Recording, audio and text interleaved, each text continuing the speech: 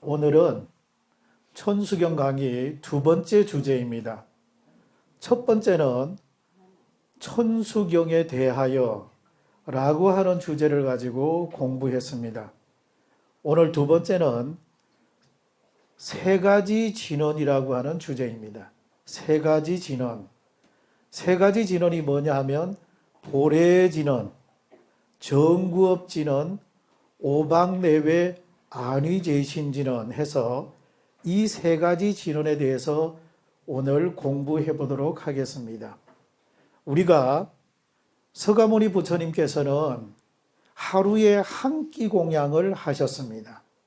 한 끼 공양한 시간이 언제냐 하면 사시입니다. 사시. 사시라고 하는 것은 오전 9시부터 11시까지, 오전 9시부터 11시까지가 사시입니다. 아시겠지요? 자, 이것을 우리는 사시라고 합니다. 사시. 사시. 그래서 사찰에 가면은 사시맞이, 사시기도, 사시불공, 사시헌공 여러 가지를 쓰게 됩니다. 그래서 오전 9시부터 11시까지 부처님 전에 가서 불공도 하고 기도도 하고 예경도 하고 절수행도 하고 여러 가지를 합니다. 왜냐? 서가모니 부처님께서는 하루에 한 끼 공양을 하셨기 때문입니다. 그 공양 시간에 맞추어서 우리는 여러 가지 의식 법회를 진행을 하는 것입니다. 자, 그래서 우리는 그 시간을 사시라고 합니다. 사시. 서가모니 부처님께서는 하루에 한 끼 공양을 하시고 그 시간에 맞추어서 우리가 늘 모든 사찰에 가면은 오전 9시부터 12시까지 요즘에 사찰에서 사시맞이를 올리는데 원래 부처님 공양 시간은 언제요? 9시부터 11시까지 원래 공양을 드시는 시간이다. 그 시간을 사시라고 한다. 그래서 우리가 제일 먼저 사시가 되면 목탁을 들고 스님께서 먼저 딱 하니 목탁을 한번 내리고 보례진언, 보례라고 합니다. 보례. 보례라고 하는 것은 우주법계 충만해 계시는 여러 불보살님께 예경한다 이 말이 바로 보례입니다. 보례. 이 보자라고 하는 것은 넓을 보자입니다. 널리 모든 불보살님께 예경한다 이런 뜻이 바로 보례입니다. 보례. 자, 따라해 봅니다. 보례, 보례, 보례. 예, 널리 모든 부처님과 보살님께 예경 올립니다. 라고 하는 뜻이 바로 보례입니다. 보례진언 라고 하는 뜻이 되겠습니다. 그 다음에 나오는 글자가 바로 진언입니다. 진언. 이 진언이라고 하는 이 말은 자, 따라 해볼까요? 진언, 진언, 진언. 산스크리트로 만트라 이렇게 말합니다. 만트라, 만트라, 진언, 또 다른 말로 다라니 이렇게 뜻입니다. 다라니, 진언, 만트라 이렇게 말합니다. 진언이 뭐냐 하면 우리가 지금 배우고 있는 이 언어, 그러니까 보례진언, 정구업진언, 오방내외 안위제신진언 모두 다 진언입니다. 진언이라고 하는 것은 진실한 언어입니다. 진실한 언어. 그러니까 참된 말씀이지요. 참된 말씀. 진실한 언어. 그러니까 내가 내 영혼 속에 있는 언어를 이렇게 끄집어내 가지고 부처님께 고백하듯이 진실한 언어를 사용해야지만이 부처님께서 감동을 받습니다. 이게 바로 진언입니다. 우리가 수행 중에서 여러 가지 수행이 있습니다. 이런 수행, 저런 수행, 또 다른 수행법, 여러 가지 수행법이 있는데 한때는 진언밀교가 이게 바로 밀교라고도 합니다. 진언이라고도 합니다. 이 진언밀교가 여러 스님들 사이에서 아주 굉장히 최고의 수행법으로 뭐라 할까요? 각광받은 적이 있습니다. 내 이 영혼에 있는, 내 마음속에 깊이 있는 언어를 끄집어내어서 아주 진솔하고 아주 정직하고 아주 진실한 언어를 끄집어내서 부처님과 소통하는 것, 이게 바로 진언입니다. 이걸 끄집어내서 해야지만이 부처님이 감동을 받는다, 이렇게 생각했습니다. 이게 바로 진언이었습니다. 그래서 우리나라에 일찍이 이 부분에 굉장히 몰입한 부분이 있었습니다. 이 부분에 굉장히 몰입하고 수행을 한 부분이 있었는데, 그분이 누구냐 하면 인도에 가셨던 해초스님, 또 신라의 해통스님,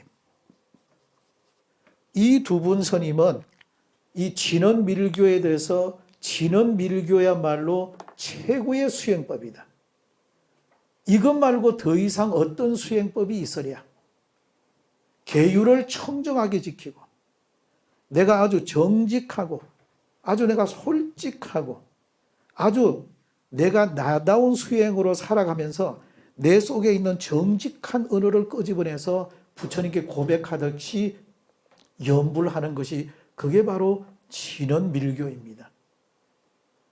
자, 그래가지고 이 해통스님과 이 해초스님, 이 두 분 스님은 오래전부터 이 진언밀교에 여기에 굉장히 몰입을 하고, 그리고 나서 해통스님은 나중에 중국으로 건너가게 됩니다. 해초스님은 물론 인도까지 가게 됩니다. 상공유사에 보면은 해통스님에 대한 이야기가 나오고 있습니다. 뭐라고 나오느냐 하면, 상공유사에 나오는 이 해통스님, 이 스님에 관한 이야기인데, 원래 이 해통스님은 사냥을 하고 살았습니다. 사냥. 산이나 들이나 논에 쫓아다니면서 짐승이 있으면 잡아가지고 가죽을 뺏기고 살을 볼가내가지고 시장에 내다 팔아가지고 생계를 유지하고 살았던 분입니다. 해통스님입니다. 그런데 한 분은 산에 들에 쫓아다녀서 수달이라고 하는 놈을 한 놈 잡습니다. 큼지막한 수달을 잡습니다. 수달을 잡아서 집에 가지고 와서 가죽을 뺏기고 살을 도려냅니다. 그래가지고 엉성하게 되어 있는 빽다기만 남아있는 그런 것들을 뒷뜰에 갖다 버립니다. 그 다음 날이 됐는데 뒷뜰에 가보니까 분명히 어제 저녁에 버린 수달이 없습니다. 어디를 갔는가 보니까 핏자국이 있길래 따라서 올라가 봅니다. 올라가 보니까 동굴에 새끼가 5마리가 있는데, 그 새끼 5마리에 그 형체가 없는 그 아주 그 엉클어진 그 수달이 자기 새끼 5마리를 요렇게 끼얹고 죽어 있었습니다. 자, 해통스님이 그 모습을 보고 이렇게 말을 합니다. 말 못하는 짐승도 몸이 망가지고 어그러져서 형상이 없는데도 불구하고 자기 새끼 사랑이 지극한데 만물의 영장인 사람이 어찌 이것을 보고 감동을 하지 않으랴, 이런 말을 하면서 드디어 이 해통스님이 머리 깎고 출가해서 수행자의 길을 가게 됩니다. 자, 대단하지요.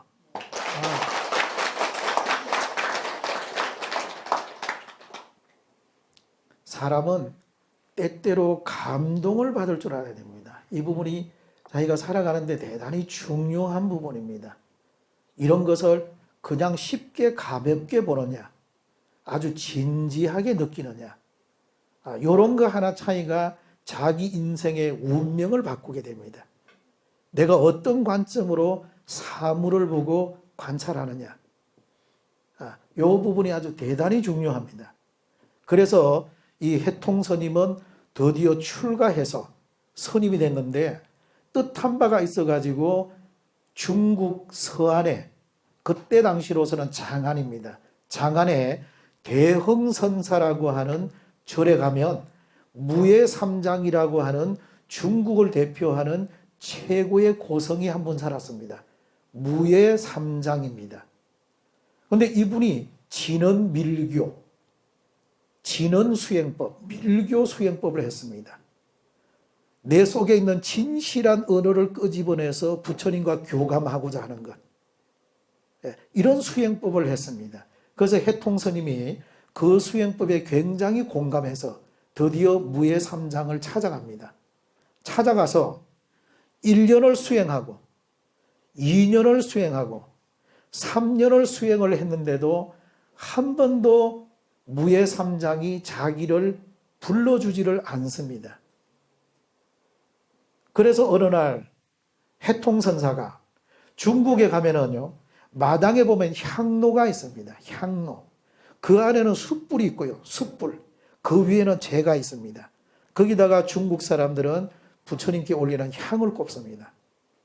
해통스님이 어느 날 그 향로를 번쩍 들어서 머리 위에다가 올립니다. 그 안에는 숯불이 있어가지고 화기가 가득합니다. 얼마나 여기에 열을 받겠습니까? 여기에 올려놓으니까 열을 받아가지고 뻥 하고 여기에 터집니다. 유혈이 낭자하겠지요. 대흥선사에 있는 대중스님들이 깜짝 놀라가지고 쫓아나옵니다. 스님, 왜 이렇게 하십니까? 그런 일이 있고 난 다음에 드디어 무예삼장이 해통스님을 입시를 하라고 부릅니다. 그래서 무예삼장을 찾아뵙고 진언밀교의 비법을 전수받습니다. 비법. 비법은 다른 게 없습니다. 아주 진솔하게 자기 진정성을 가지고 아주 솔직하게 계법을 청정하게 지키면서 아주 인생을 진지하게 살아가는 그런 비법을 전수를 받습니다. 마침 황실에 공주가 몸이 아파서 병들어서 누워있는데 황실에서 연락이 옵니다. 영업 있는 도인 스님을 보내서 공주를 낫게 해달라. 이렇게 연락이 왔습니다. 이럴 때 무예삼장이 해통스님을 가게 합니다. 그래서 해통스님이 황실에 가서 공주의 병을 낫게 하고 드디어 대흥선사 절로 돌아오게 됩니다. 그런데 전에 향로를 머리 위에 올렸는데 그때 그 향로에 머리 위에다가 임금왕자, 한문으로 임금왕자가 여기 머리에 새겨져서 해통스님을 때때로 사람들은 왕스님이라고 불렀습니다. 왕스님. 왕스님이다. 이렇게 불렀습니다.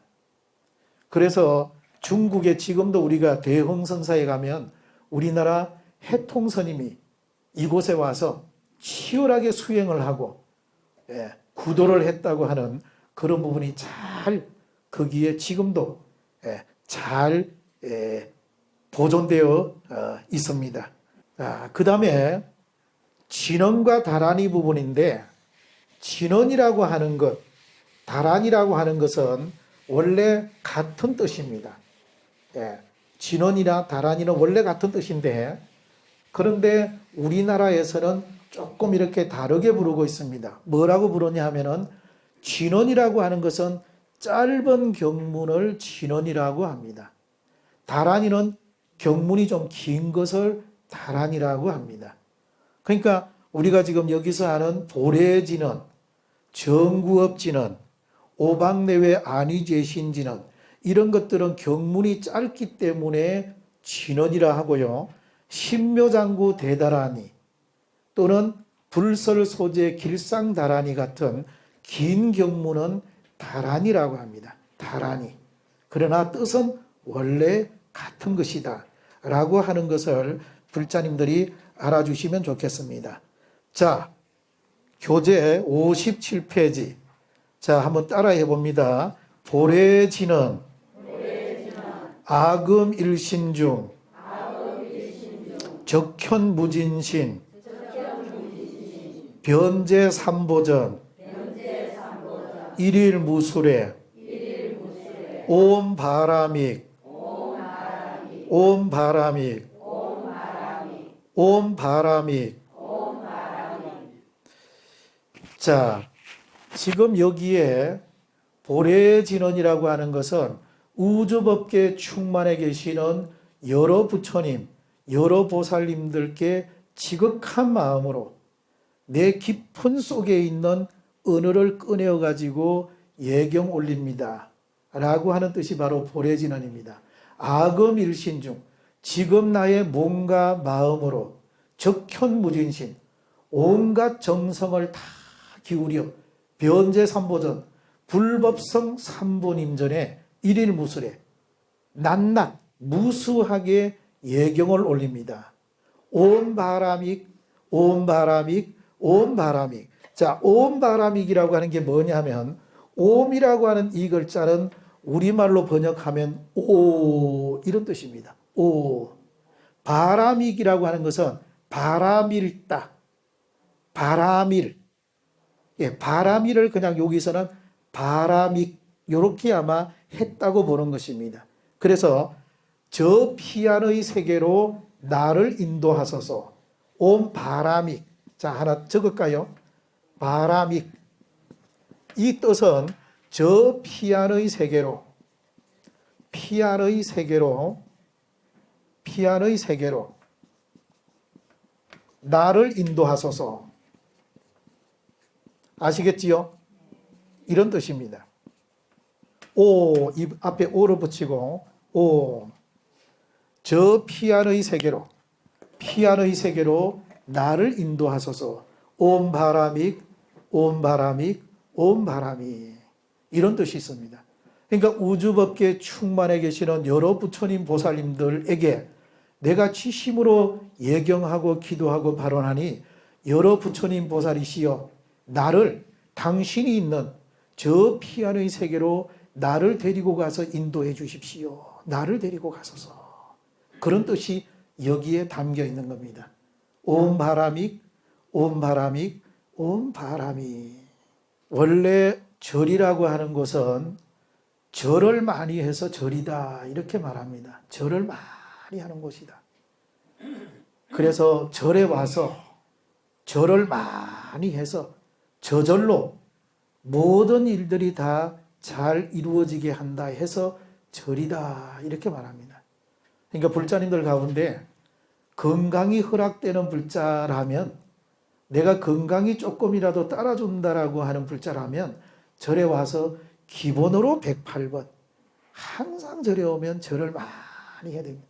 그러면 뭐에 좋다? 건강에 좋다. 건강에 좋다. 자기 건강도 찾고 부처님께 예경도 하고 건강에 좋습니다. 절을 많이 해야 됩니다. 이 세상에 공짜는 없습니다. 자기가 노력한 만큼 결과 있습니다. 콩 심은 데 콩 나고 파 심은 데 팥 난다. 내가 어떻게 노력했느냐, 내가 어느 만큼 기도를 많이 했느냐, 내가 부처님에게 얼마만큼 예경을 했느냐, 경전을 많이 읽었느냐, 수행을 많이 했느냐에 따라서 그 결과는 나중에 성적표가 되어서 자기에게 돌아온다. 자기에게 돌아온다. 그래서 서가모니 부처님께서도 우리들에게 늘 말씀하시기를 모든 것들은 원인에 따라 생겨난다. 우리 부처님은 끝없이 그 원인을 말씀하신다. 모든 것들은 원인에 따라 사라진다. 이것이 우리 부처님의 말씀이시다. 모든 것들은 다 원인이 있다. 원인. 모든 것들은 원인이 있다. 모든 것은 원인에 따라서 생겨난다. 우리 부처님은 그 원인을 끝없이 말씀하신다. 모든 것은 원인에 따라서 소멸한다. 이것이 우리 부처님의 말씀이시다. 아주 이 개성은 영기법송이라 해서 아주 유명한 부처님의 말씀이십니다. 만약에 우리 지금 불교신앙 천수경 강의를 듣는 불자라면 이 개성 하나 정도는 가슴에 새겨야 됩니다. 내가 모르긴 해도 만약에 우리들이 죽어서 저성에 가서 염라대왕을 만약에 우리가 만난다면 염라대왕이 내가 생각할 때 다른 거 묻지 않을 거라고 봅니다. 그대가 불자로 살다가 왔는데 어떤 개성을 알고 있느냐, 이 정도는 내가 볼 때 물을 것 같아요. 어떤 개성을, 불자인데 그대가 알고 있는 개성 하나 정도 외워보라, 이렇게 말을 할 겁니다. 물론 저는 정구업진은 수리수리 천수경도 알고요, 반야심경도 알고요, 이렇게 말을 하겠지만은, 그러나 그거 말고 그대가 있었던 나라 대한민국의 모국으로 된 언어,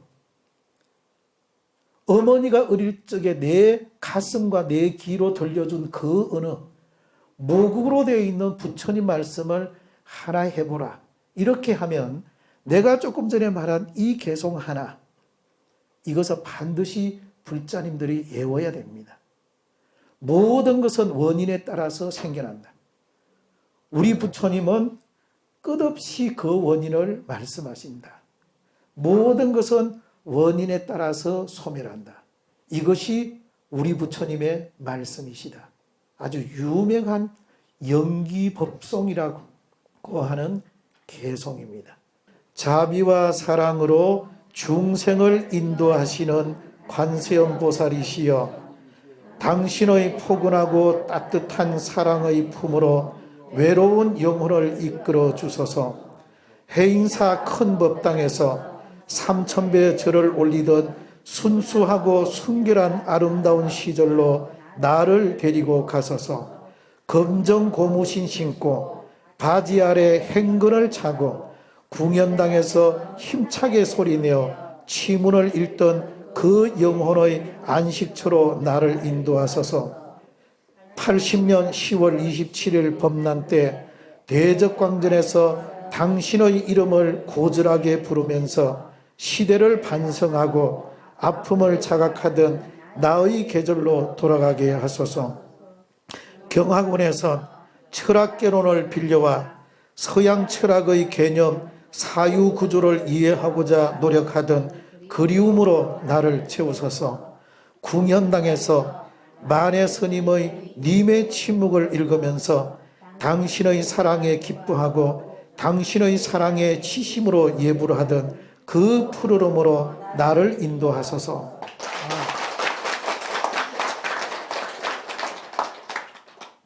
제가 지금 쓴 나를 인도하소서라고 하는 이 시는 내가 내 어릴 적에 당감동 서남사에서 살았던 그 상념과 합천의 인사에서 강원에서 공부할 때 그 여러 가지를 생각을 하면서 내가 어느 날 이 시를 한번 내가 쭉 하니 관세음 보살을 등장을 시켜서 내가 이 시를 이렇게 지어보게 되었습니다. 58페이지로 가겠습니다. 자, 정구업진언입니다. 따라 읽어봅니다. 정구업진언. 정구업진언.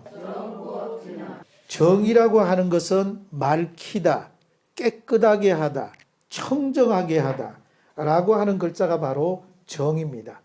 맑히다, 깨끗하게 하다, 청정하게 하다 라고 하는 뜻이 바로 정구업입니다. 정구업.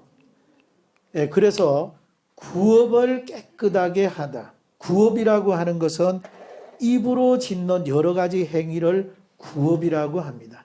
입으로 짓는 행위. 그래서 우리 불자님들은 입을 깨끗하게 하고 깔끔하게 하고 청결하게 해야 됩니다. 왜 구업을 깨끗하게 하라고 하느냐 하면 신묘장구 대다란이를 독경하기 전에 대비주, 대비신주, 천수주, 천수다란이, 신묘장구 대다란이를 독경하기 전에 먼저 내 입을 맑고 향기롭게 만들어라.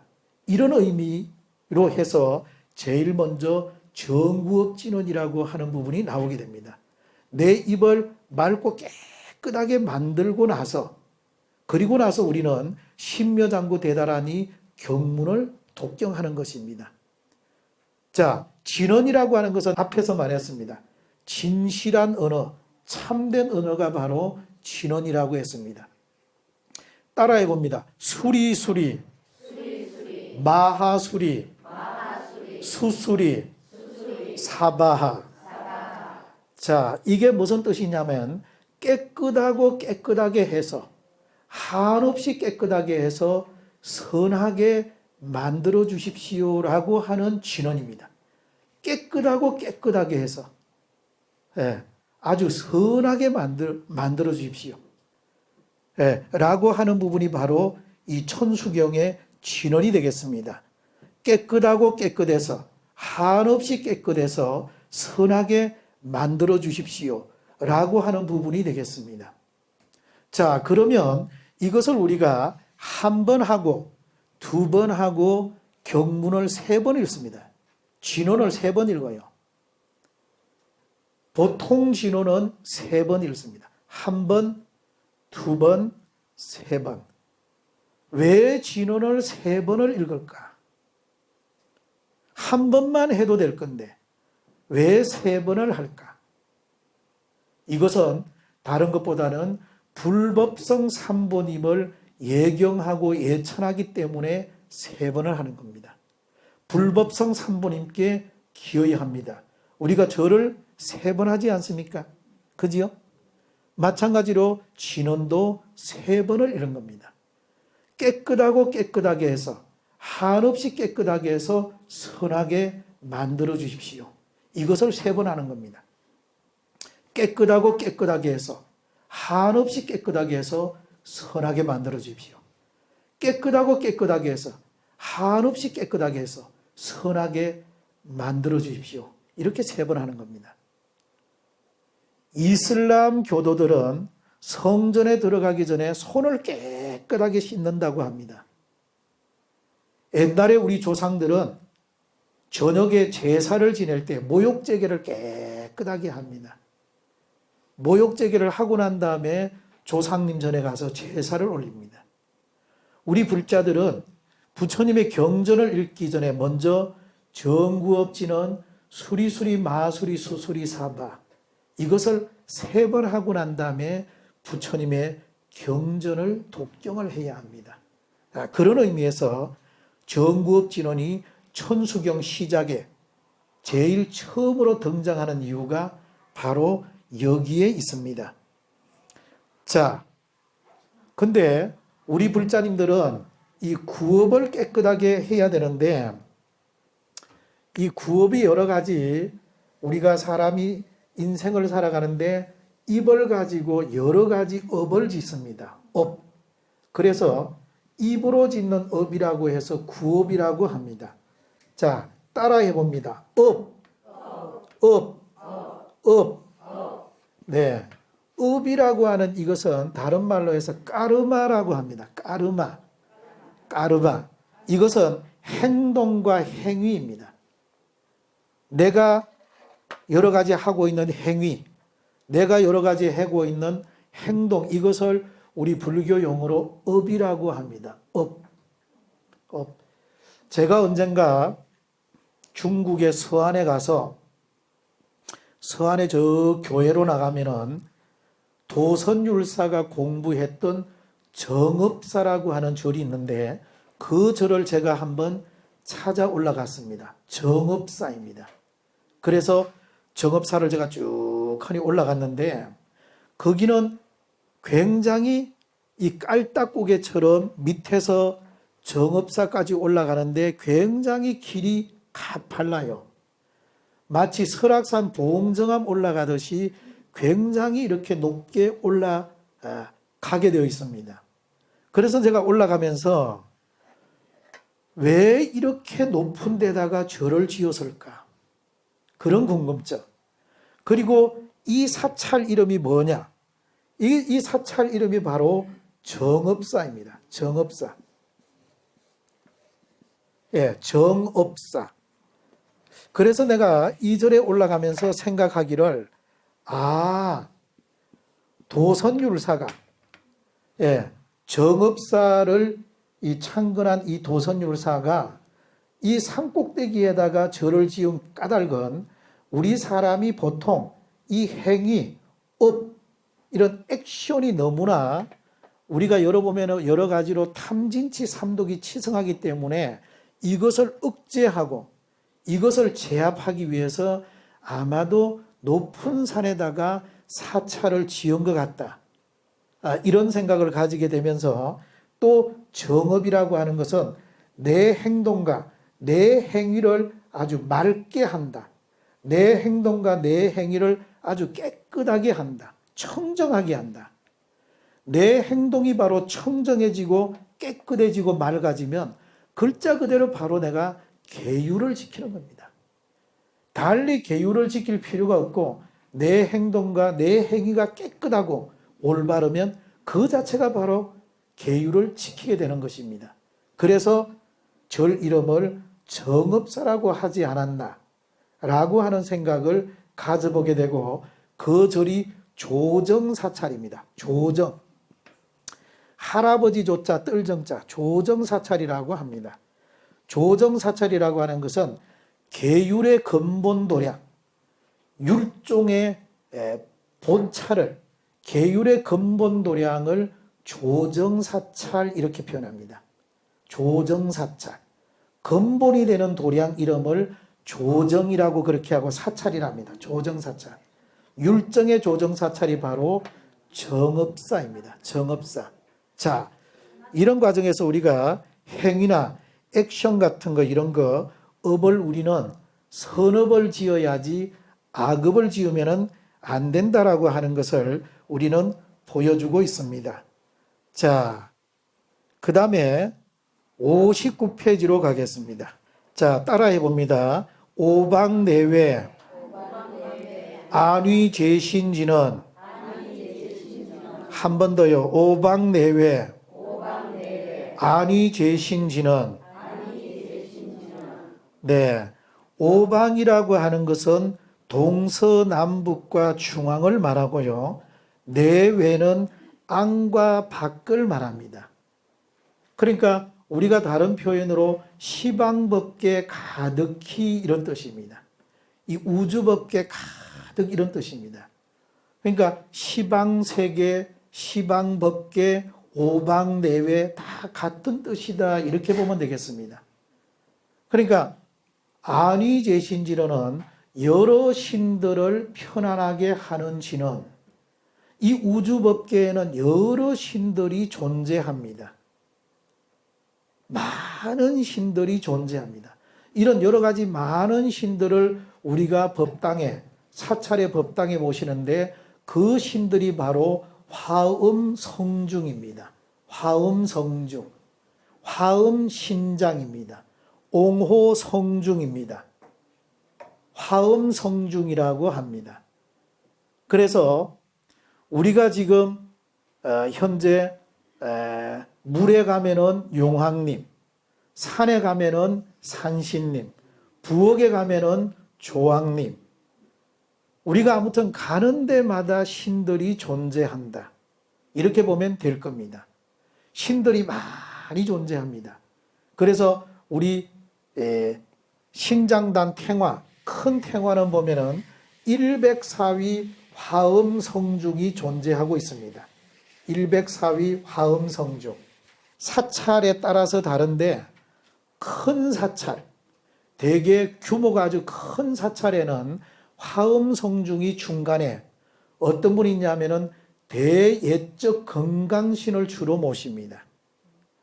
탱화가 큰 데는 사찰이 크고 화엄신장이 아주 탱화가 큰 절은 한 중앙에 대예적 건강신을 모십니다. 규모가 조금 적은 사찰의 화엄신장단의 중심에 있는 분은 동진보살이 모셔져 있습니다. 동진보살, 위태천, 위태천이라 하고 동진보살이라고도 합니다. 동진보살, 위태천. 자, 따라해 봅니다. 동진보살, 동진보살, 또 다른 말로 위태천. 위태천. 네. 이 규모가 조금 적은 사찰일수록 동진보살이 신장탱화의 중심에, 중앙에 모셔져 있습니다. 이분을 다른 말로 위태천이라고 합니다. 자, 그래서 우리가 중국 불교의 성지순례를 가면은, 성지순례 가면은 초입에 포대 화상이 앉아 계십니다. 중국의 어느 사찰에 가든 한 중앙에는 포대 화상이, 초입에 포대 화상이 딱 하니 계십니다. 포대 화상을 돌아서 요래 가보면 포대 화상하고 덩져 가지고 있는데 경내를 바라보고 있는 분이 있는데, 경내를 바라보고 있는 그분이 바로 위태천이고 동진보살입니다. 아시겠지요?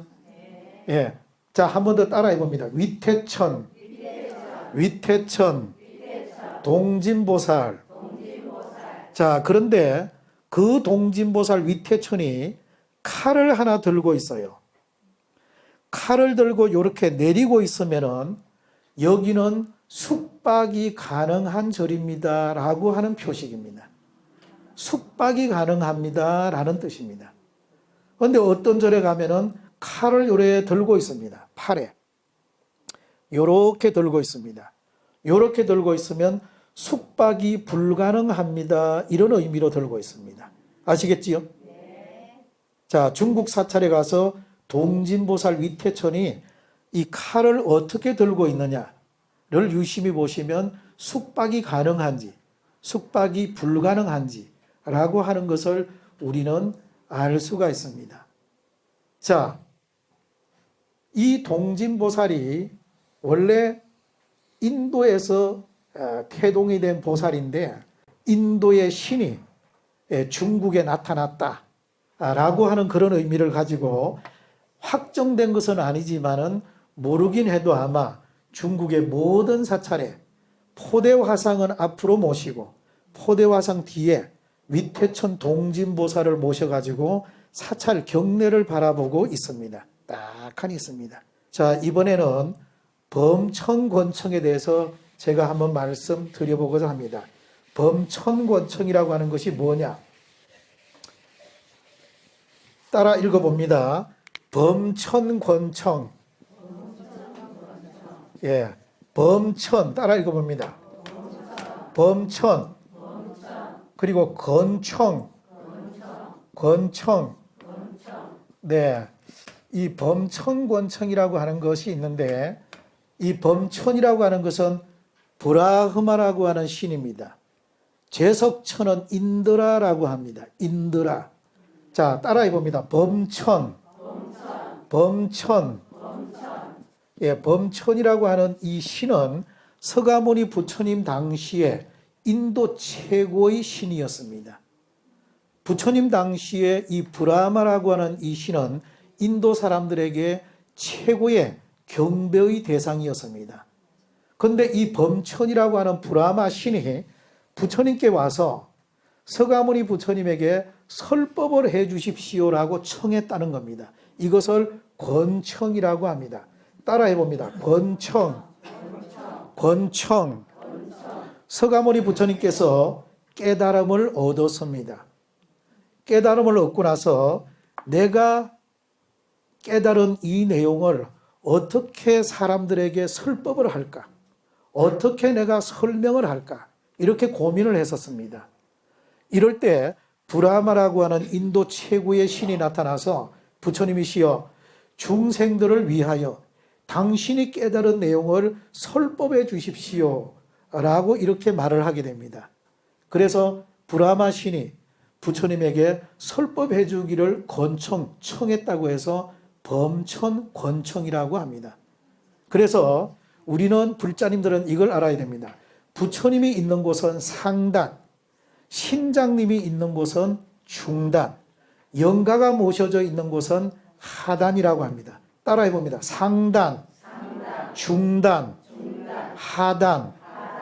그렇기 때문에 우리 불교에서는 부처님이 최고로 높기 때문에 항상 우리는 상위 개념에 두고 있습니다. 아시겠지요?